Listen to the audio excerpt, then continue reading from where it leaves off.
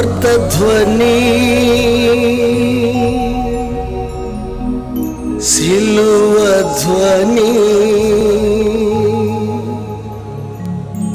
వినువారి హృదయాలలో విజయధ్వని. నేను ప్రతిరోజు బైబిల్ క్రమంగా చదువుకుంటానండి, ప్రతిరోజు ప్రార్థన చేసుకుంటానండి, ఏది మరచినా అది మరచిపోనండి అన్నవాళ్ళు ఒకసారి మీ కుడి హస్తం కొంచెం అట్లా చూపించు. అబ్బే లేదు, చాలామంది ఎత్తలో ధైర్యం చాలా. నీ జీవితంలో బైబిల్ చదవని రోజు అంటూ ఉండకూడదు. నీ జీవితంలో ప్రార్థన చేయని రోజు అంటూ ఉండవు. నీ నోట్లో యేసయ్యే ఉండాలి, యేసునామే ఉండాలి, వాక్యమే ఉండాలి, లేఖనమే ఉండాలి, ఆశీర్వాదాలే ఉండాలి, దేవుని కూర్చున్న తల్లంపు నీకు నిత్యము ఉండాలి. గుబు కూర్చున్న బావిలాగా ఉండాలి అన్నాడు యాకోబు. లేడీస్ మీరు కూడా బైబిల్ చదవని రోజులు ఉన్నాయా? అన్నం ఎలాగో మానవులై,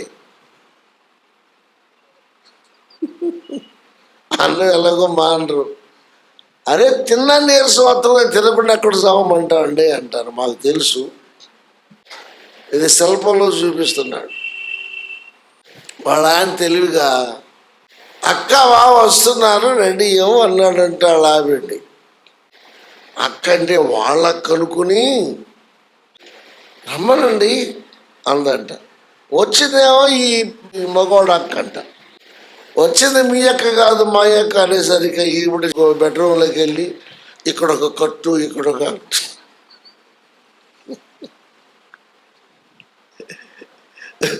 ఇప్పుడు దాకా బాగానే ఉన్నాయి, ఇప్పుడే వచ్చింది ఈ కట్టులేంటి పట్టులేంటంటే ఏమో నాకు బాగాలేదు, నీకు తెలుసు కదా, చూడు ఇక్కడ నొప్పి, ఇక్కడ నొప్పి, ఇక్కడ నొప్పి. ఇక ఆ ఇంట్లో వాళ్ళు ఉంటారా? నేను ఎప్పుడో చదివా ఏలూరులో ఉండగా. ఆ అమ్మాయి తరపు వాళ్ళు వస్తేనేమో క్షోభ వస్తుందంట, అత్తగారి తరపు వాళ్ళు వస్తేనేమో తలనొప్పి వస్తుందంట, రాంది కూడా వస్తుంది. సరే ఏదో వదిలేద్దాం. మీలో ప్రార్థన చేయని రోజు అంటూ ఉందా? బైబిల్ చదవలేకపోతే చేసేది లేదులే. అవకాశం ఉన్న కొలది ఒక పోర్షన్గా కావచ్చు. ఇక నా బొట్టడైతే మొదలైతే మాత్రం చదివేస్తాం. ఇక మా లెక్క వేరుగా ఉంటుంది. తెలుగు ఇంగ్లీష్ ఏదో ఒకటి తీస్తానే ఉంటా, చదువుతానే ఉంటా, చరిత్ర చదువుతూ ఉంటా. నేను నాకు జీకే బుక్ దొరికింది, ఎప్పుడో కొన్నా, పాత పుస్తకాలు దొరికింది, దాని లైన్లో పెట్టా. మరోసారి చూద్దాం ఏం పోయింది. మీరు కూడా చేయొద్దండి ఒకసారి. పురుషులు చాలా వరకు ఎత్తారు, దేవుడు చూస్తున్నాడు, జాగ్రత్త. Praise the lord.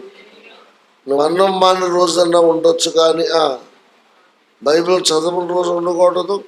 ప్రార్థన చేయండి. ఆ చేయనోళ్ళు చదవనోళ్ళు ఎవరు? నాస్తికులు. మీరు చెప్పండి. నేను ప్రతిరోజు కనీసం బైబిల్ అందరూ చదవటం రావచ్చు, రాకపోవచ్చు, ప్రతిరోజు నేను చిన్న ప్రార్థన చేసుకుంటానండి.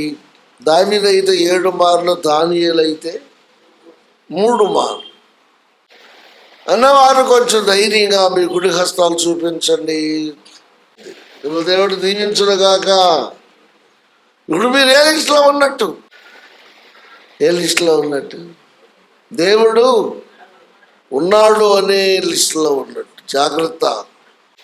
దేవుడు ఉన్నాడనియు వెతకువానికి ఫలము దయచేయ గలడనియు నమ్మవలెను కదా. ఎవడు 11 వచ్చాడు.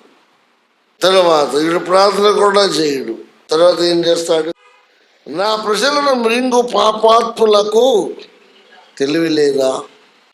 ఈ పై లక్షణాలన్నీ ఒక 7 లక్షణాలు విరోధమని వాళ్ళు చెయ్యరు సరిగదా, చేసే వాళ్ళను నమ్మరు సరిగదా. చెప్పండి, నమ్మే వాళ్ళను మృంగటానికి చూస్తారట. వాళ్ళు చెడిపోయిన వారుగా దేవుడి భయం లేదుగా, మామూలు మనిషికుంటే భయం కూడా లేదుగా. మింగే ప్రయత్నం అంటే ప్రజలను మృంగు పాపాత్ములకు తెలివి లేదా? తెలియదా? నిజంగా వాళ్ళకి తెలియదు. నిజంగా వాళ్ళకి తెలియదు. దేవుడు అనేవాడు జాగ్రత్తగానే ఉంటాడు. లేడు అనేవాడు చెప్పండి, అదొక పాపం. విమర్శిస్తాడు, నువ్వెంత, నీ దేవుడు ఎంత అంటారు.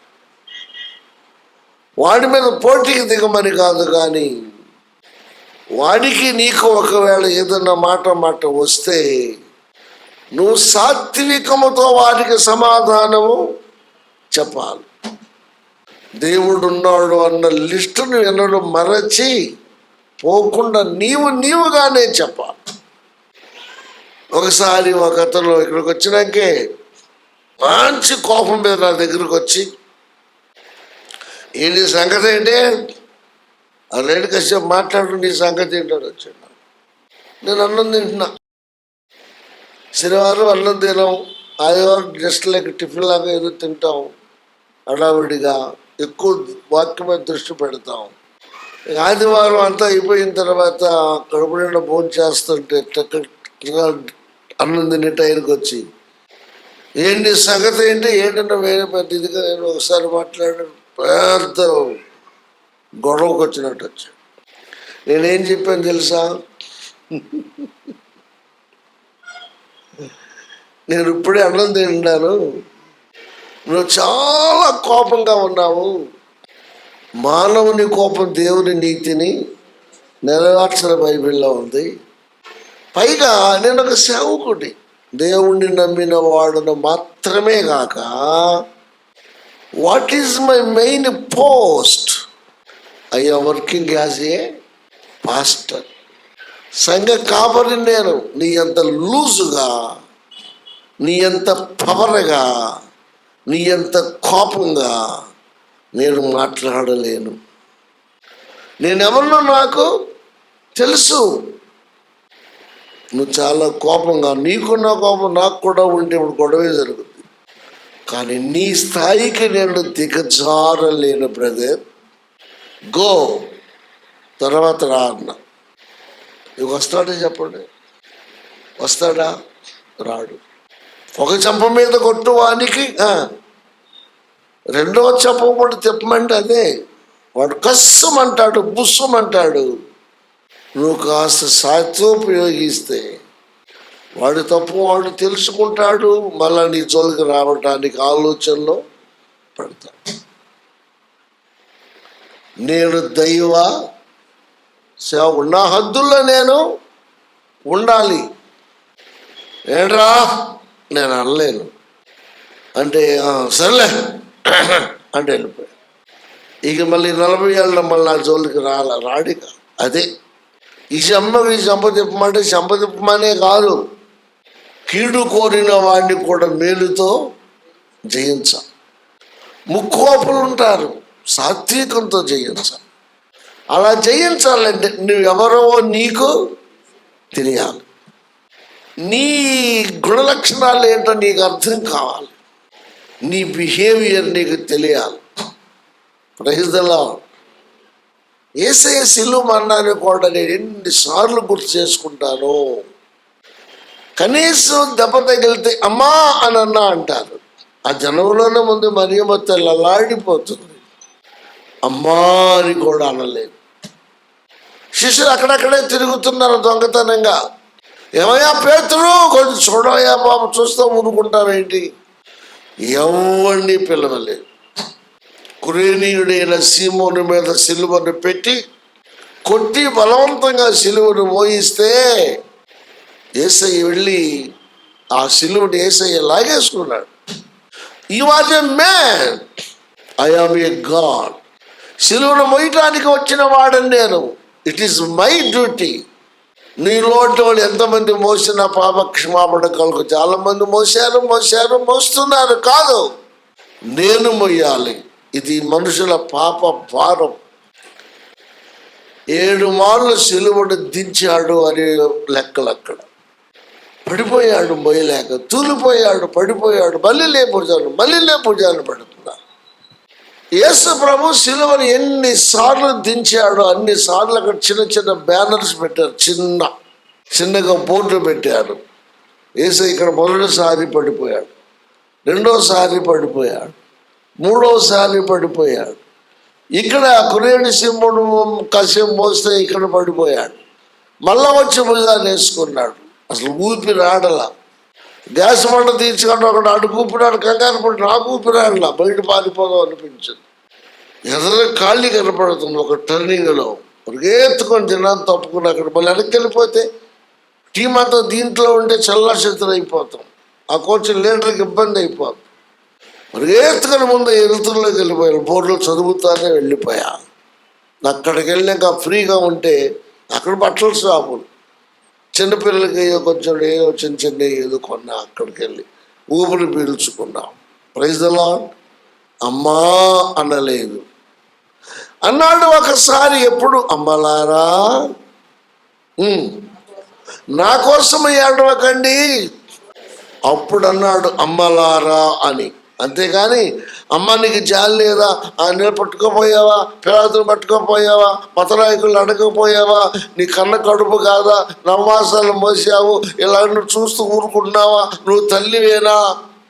యేసయ్య అలా మాట్లాడు.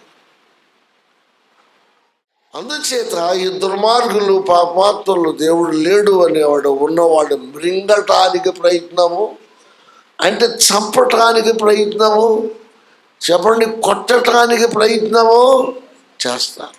అయినా భయపడద్దు, భయపడక్కర్లేదు. దేవునికి స్తోత్రం. తర్వాత 5వ వచనం, భయకారణము లేని చోట భయక్రాంతులప్పుడు వాళ్ళకి తగిలేటువంటి శిక్షణ గురించి 5 నుండి రాశాడు. భయకారణము లేని చోట వారు అంటే అక్కడ ఏం చెప్తాను, నన్ను ముట్టడి వేయవారి ఎముకలను దేవుడు వారిని ఉపేక్షించనుగా నీవు వారిని సిగ్గుపరు. సియోనులోని ఇశ్రాయేలునకు రక్షణ కలుగును గాక. దేవుడు చెరలోని తన ప్రజలను రప్పించినప్పుడు యాకోబు హర్షించును, ఇశ్రాయేలు సంతోషించును. అయిపోయింది. దేవుడు లేడు అనేవాడు ఎంత అహంకారంగా ఉంటాడో పైన రాస్తే 7 పాయింట్లు. అక్కడితో విడిచిపెట్టి వాడికి ఏ గతి పడుతుందో చివరి 5 ఆయన వచనాల్లో చెప్పాడు. దేవుడు పిచ్చివాడు కాదు, దేవుడు అమాయకుడు కాదు. దేవుడిని బట్టి ఎదిరించేవాడు ఏనాటికైనా దేవుడి లెక్క చెప్పక తప్పదు. ఇష్టానుసారంగా పశువు వల్లే జీవించువాడు ఏనాటికన్నా దేవుని తీర్పులు నిలబడక తప్పదు. దేవుడు నమ్ముకున్న వాడిని చంపడానికి ట్రై, ఈడంత ఈడు బతికెంత, ఈడంత ఈడు ప్రార్థన ఎంత, ఈడంత ఈడు వాక్యం ఎంత, ఈడంత ఈడు జీవితం ఎంత అని ఒక పశువులాగా ప్రవర్తించి, మృగములాగా వాడు జీవించి, గొర్రె పిల్లల వంటి దేవుని బిడ్డల మీదకు, సాత్వికులైన దేవుని బిడ్డల మీదకు, ప్రతిదానికి ప్రార్థన చేసుకుని ప్రభు పైన ఆధారపడి జీవించే వారి మీదికి ఒకవేళ దండెత్తి వచ్చినా, సింగిల్గా వచ్చినా వారికి శిక్ష తప్పదు అన్నాడు. బాగా నేర్చుకోండి, చదవండి.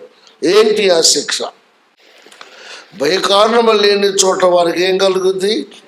ఏంటి అర్థం ఏంటి? భయపడే స్థలాలు కొన్ని ఉంటాయి, భయపడకూడని స్థలాలు కొన్ని ఉంటాయి. భయపడే స్థలాలు కొన్ని ఉంటే భయపడటం సహజమే. భయపడని అవసరం లేని స్థలంలో కూడా భయపడతారు వీళ్ళు. మరి దేవుని భయం లేదుగా, భక్తి లేదుగా, ప్రార్థన లేదుగా. ఇక వాడి చుట్టూ ఏం తిరుగుతుంది? ఏదో ఒక భయమో ఏం జరుగుద్దు. ఏ దేవుణ్ణి కూడా నమ్మలమో ఏం జరుగుద్దు, ఏ దాడి జరుగుద్దు. ఉదాహరణకు మన వాళ్ళు కొంతమంది తాడును చూసి ఏమనుకుంటారు? త్వరగా చెప్పండి. పావును కూడా, అక్కడ ఉన్నది పావా తాడా? పావును చూసి భయపడు, కానీ తాడును చూసి భయపడని అవసరం లేని చోట నువ్వు భయపడతావు. అదే దేవుడు నోడు నమ్మేవాడైతే తాడును చూసి భయపడ్డు త్వరగా, పావును చూసి కూడా భయపడి. ఎంత తేడా ఉంది! వాడు తాడు చూసి ఏ శక్తి రాదు, గాడికి ప్రార్థన రాదుగా. దేవుణ్ణి నమ్మాను కనుక తాడో పేడో చావరేవు. భయకారణము లేని చోట భయపడతాడు నాస్తికుడు. భయపడవలసి వచ్చిన ధైర్యంగా ఉంటాడు ఆస్తికుడు. What a wonderful difference! Atheist. Atheist అంటే దేవుడు లేడు అనేవాడు. మరణ భయము. గనుకోటి రాజబాబు అని చెప్పేవాడు ఈ విషయం చెప్పినప్పుడు, ఒకడంట ఉదయం బయలుదేరాడట, సాయంకాలం అయ్యిందట, వెళ్ళవలసిన చోటకి వెళ్ళలేదట. మధ్యలో ఏదో ఒక దారిలే చెట్లు పొట్లు పావులుండి అడవి దాటవలసి వచ్చింది. అటు ఇటు చూసాడంటే ఎవడు కనపడలేదంట.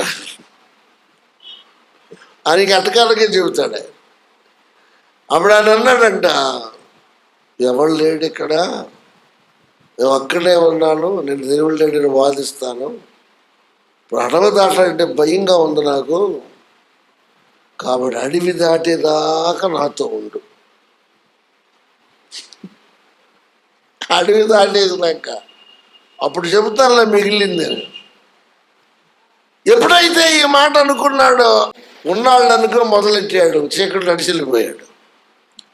మరి అడవి దాటినాక మరి ఏమన్నా లేడు, దేవా నాకు భయం వేసింది కాబట్టి సహాయం కోరాను, నువ్వు నాతో ఉన్నామనే ధైర్యంతో వచ్చేసాను, ఇక మామూలుగా చెబుతూ నా పని తీరిపోయింది కాబట్టి, నా అనుకున్నదిగా నెరవేరదు కాబట్టి ఇక నువ్వు లేవంటాను. మళ్ళా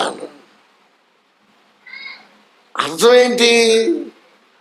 అవసరానికి దేవుడు ఉన్నాడు అంటాడు, వాడుకుంటాడు. చెప్పాలి, అవసరం తీరిపోయిన తర్వాత నువ్వెవడవో నేనెవడను. ఇది వాళ్ళ టైపు. దేవుడు ఉన్నాడు అనేవాడు నీకు అవసరంతో నమ్మాలి, లేకపోయినా నమ్మాలి. మరణం ఉందన్నా దాటి వెళ్ళాలి, విషసర్పంలో అయినా నువ్వు దాటి వెళ్ళాలి. దేవునికి స్తోత్రం, హల్లెలూయా, ప్రైజ్ ది లార్డ్.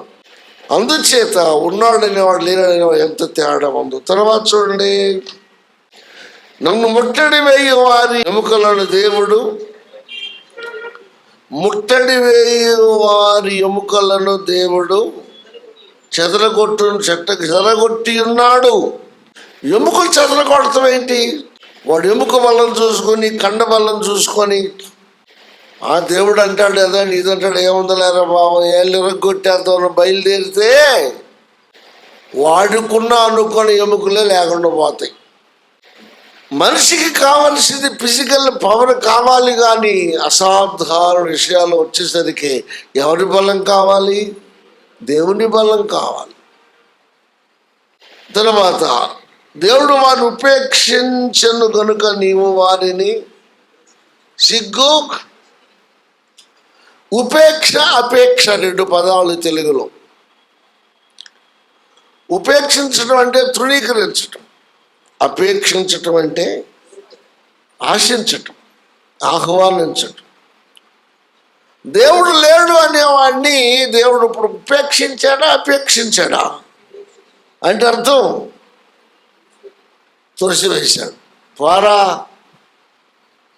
నేను లేను అని అనుకున్నప్పుడు నువ్వు పెద్ద దిగొచ్చావారా, నిన్ను వెనకల్ని తిరగాల.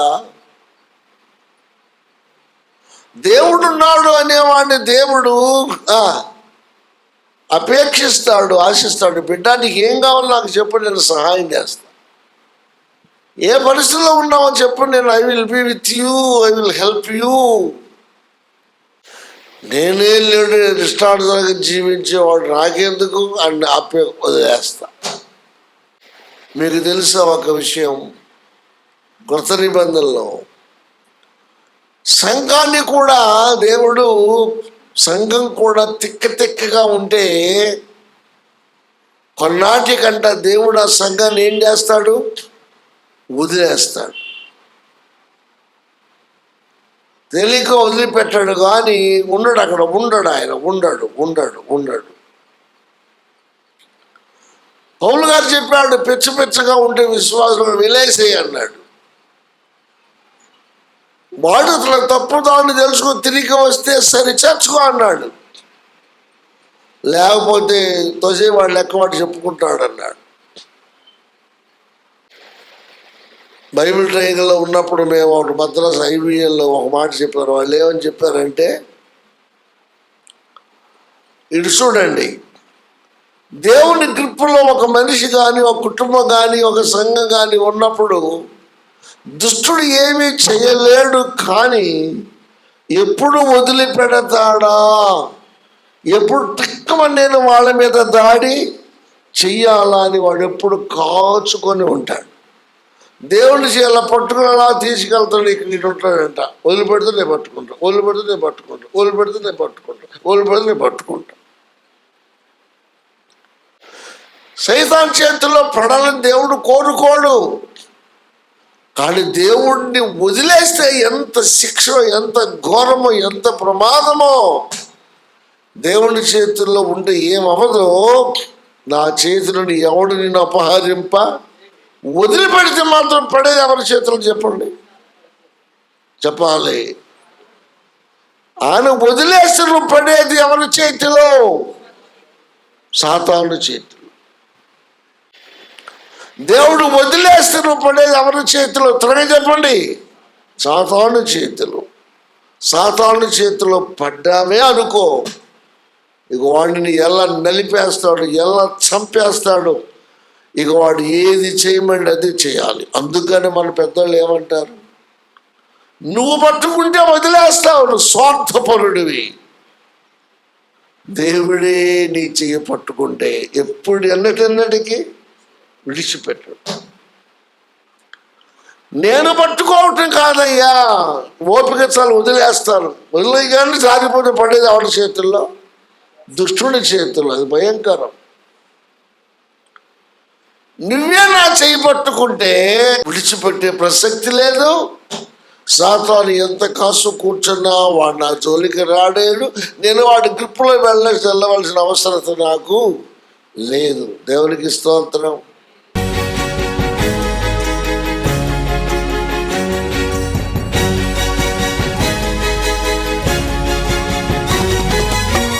యేసుని మాటలు వినగా వినగా మనసుకు శాంతి, ఆత్మకు రక్షణ.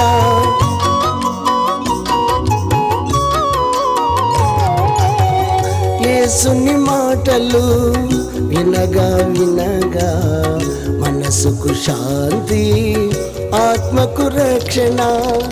యేసుని మాటలలో విలువను ఎరిగినచో, యేసుని మాటలలో విలువను ఎరిగినచో, నీ బ్రతుకంతా మేలే మేలుగా, నీ బ్రతుకంతా మేలే మేలుగా.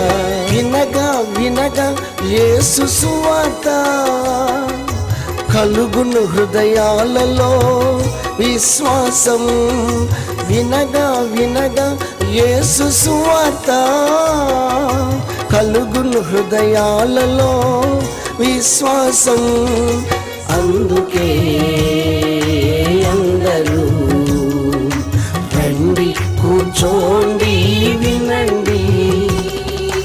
అందుకే అందరూ రండి, కూర్చోండి, వినండి. యేసయ్య మాటలు వినండి. సువార్త ధ్వజం, సిలువ ధ్వజం, వినువారి హృదయాలలో విజయ ధ్వజం, వినువారి హృదయాలలో విజయ ధ్వజం.